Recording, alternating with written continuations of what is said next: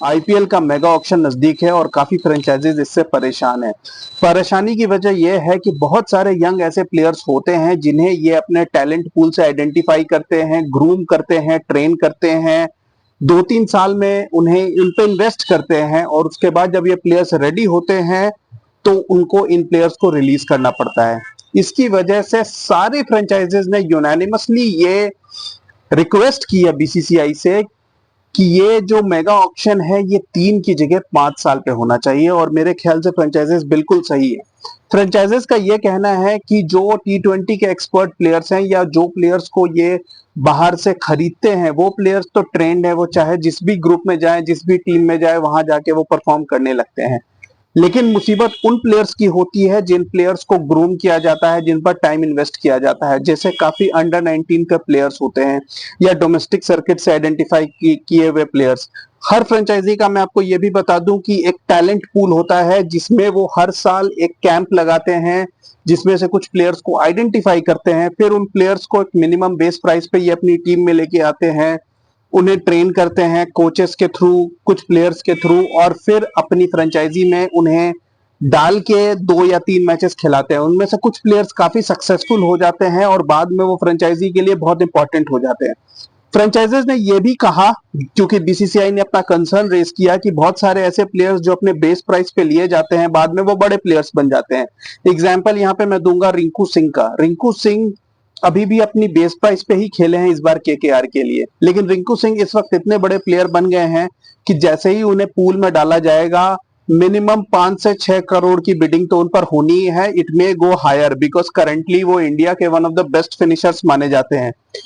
तो इस पर फ्रेंचाइजीज रेडी हैं कि वो हर साल के एंड में उन प्लेयर्स के साथ निगोशिएशन करेंगी और उसमें आईपीएल लूप में रहेगा, आईपीएल की जो भी कमिटी है, और ये आईपीएल के साथ एक ट्रांसपेरेंसी मेंटेन की जाएगी हर प्लेयर के लिए और प्लेयर के पास वो चॉइस होगी अगर वो अपनी मर्जी से किसी फ्रेंचाइजी को छोड़ना पड़े अगर उसे लगे कि रेन्यूमरेशन कम मिल रहा है।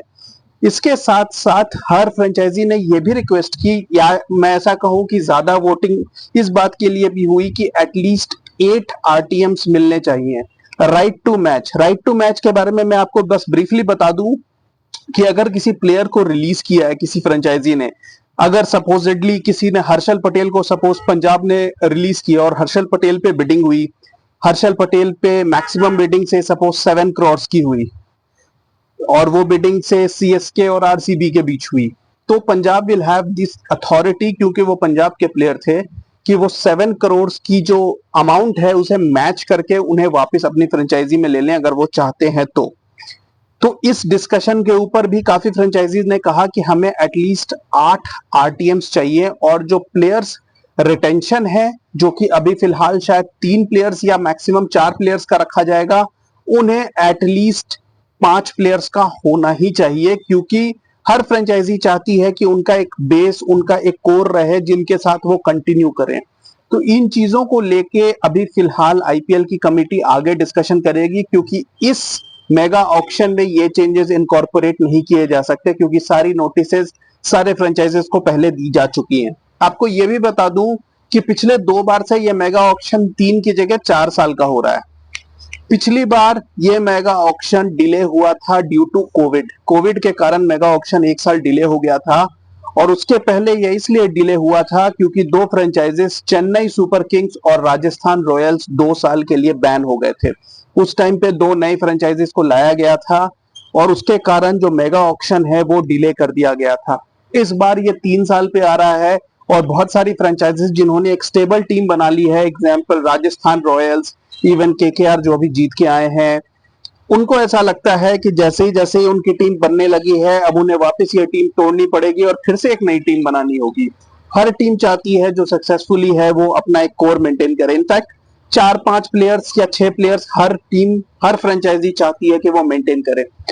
ये सारी रिक्वेस्ट और ये सारा फीडबैक बीसीसीआई को दे दिया गया है। इम्पैक्ट सब रूल एक ऐसा रूल है जिसपे मिक्स्ड ओपिनियन है, क्योंकि ये एक ऐसा रूल है जो एक्चुअली जो क्वालिटी क्रिकेट को सपोर्ट करते हैं, जो क्रिकेटर्स हैं, वो इस रूल के बिल्कुल खिलाफ हैं, क्योंकि इस रूल के आने से ऑलराउंडर्स का रोल बिल्कुल खत्म हो गया है, पार्ट टाइम बॉलर्स का रोल बिल्कुल खत्म हो गया है। आप एक आप कह सकते हो कि स्पेशलिस्ट बैट्समैन को रिप्लेस कर सकते हो एक स्पेशलिस्ट बॉलर से। 12 प्लेयर्स खेलने का मतलब है कि ऑलराउंडर का रोल खत्म हो जाता है। इस वजह से इस रोल के सपोर्ट में बहुत कम फ्रेंचाइजेस हैं, लेकिन बीसीसीआई शायद इस आप कह सकते हो इम्पैक्ट सब रूल को कंटिन्यू करना चाहती है, क्योंकि उनको ऐसा लगता है कि इसके थ्रू एक एडिशनल डोमेस्टिक प्लेयर को मौका मिल जाता है, या आप कह सकते हो कि एक यंग प्लेयर को मौका मिल जाता है। लेकिन मेरे ख्याल से ये रूल 1 या 2 साल के अंदर बंद हो जाएगा। कोई बड़ी बात नहीं है कि इस बार भी इसके ऊपर सीरियस डिस्कशन हो और इस बार भी ये बंद हो जाए। तो इस रूल के ऊपर भी काफी डिस्कशन हुई है। अब आगे क्या फीडबैक आता है और इस बार के मेगा ऑक्शन में कौन प्लेयर किस टीम में जाता है, ये देखना इंटरेस्टिंग होगा। ऑलरेडी बहुत सारे रूमर्स उठने लग गए थे, जिस पर मैंने एक वीडियो बनाया था कि दिल्ली कैपिटल्स ऋषभ पंत को रिलीज कर रहा है, केएल राहुल आरसीबी में वापस आ रहे हैं। आपको बता दूं, इन डिस्कशन से कोई फायदा नहीं, जो भी होना है वो मेगा ऑक्शन में होना है। और अभी इस तरीके के बहुत सारे रूमर्स फ्लोट करते रहेंगे। अभी एक नया रूमर आ रहा है कि रोहित शर्मा को लखनऊ सुपर जायंट्स ने कांटेक्ट किया है कि आप हमारे कैप्टन बनो और हमारे लिए खेलो। अब ये कितना सच है कितना झूठ ये पता नहीं। मेगा ऑक्शन आते आते ये चीजें क्लियर होंगी, उसके पहले कोई भी प्लेयर किसी फ्रेंचाइजी के साथ कमिटमेंट नहीं कर सकता। Keep watching guys, thank you.